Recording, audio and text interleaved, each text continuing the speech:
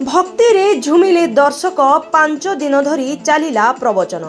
जगन्नाथ संस्कृति परंपरा एवं जगतर नाथ जगन्नाथक महिमा और भक्तों प्रति भगवानक कृपा विषय टिखिनिखि भावे बुझाई देइछन्ति प्रवचक पंडित श्री आशीर्वाद जी महाराज। बाबा बलियांक शिष्य सुदूर कटक जिल्लारू आसिथिले। रायगढ़ सहर निकट मंगला मंदिर प्रांगण रे चलित मास 26 तारिखरू 30 तारिख 5 दिन पर्यंत प्रभु जगन्नाथंकर ज्ञानामृत बांटिथिले।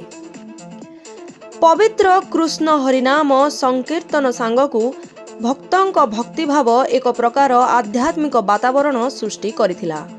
मंगला मंदिर पूजा कमिटी सभापति राजू साहेब, उपसभापति विनायक कर, काउंसिलर गोपीनाथ गौड़, मिटू भाई एवं कमिटीर कनिष्ठ और वयोज्येष्ठक इच्छाशक्ति प्रभाव 5 दिन व्यापी ज्ञान यज्ञ रे स्थानीय अंचल बासिंदा निजकु धन्य धन्य मने करिसंती।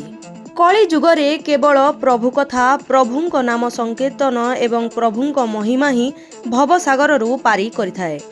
दीर्घ 5 दिन व्यापी संध्या 6टारू 9टा पर्यंत प्रवचन चलिथिला। आज पूर्णाहुति होईछि। रायगड़ारू अक्षय कुमार पीडिसिकांक रिपोर्ट कौशल प्रवाह।